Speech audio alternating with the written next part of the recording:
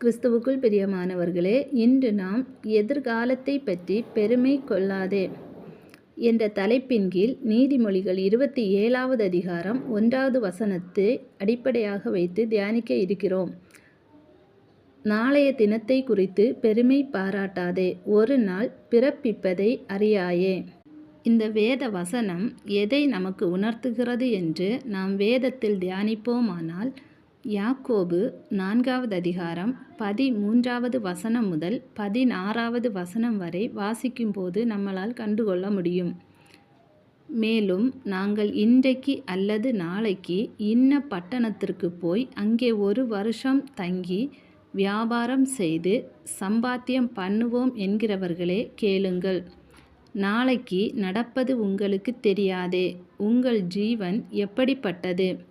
கொஞ்ச காலம் தோன்றி பின்பு தோன்றாமற் போகிற புகையைப் போலிருக்கிறதே. ஆதலால் ஆண்டவருக்கு சித்தமானால் நாங்கள் உயிரோடு இருந்தால் இன்னதை செய்வோம் என்று சொல்ல வேண்டும்.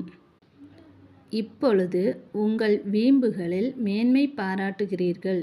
இப்படிப்பட்ட மேன்மை பாராட்டல் யாவும் பொல்லாங்காய் இருக்கிறது. ஆம் பிரியமானவர்களே, கொஞ்ச நேரம் தோன்றி பின்பு மறைந்து போகிற புகையைப் போல் இருக்கிற நம்முடைய மனித வாழ்க்கையில் வருங்காலத்தை குறித்து திட்டமிடுதல் தவறல்ல.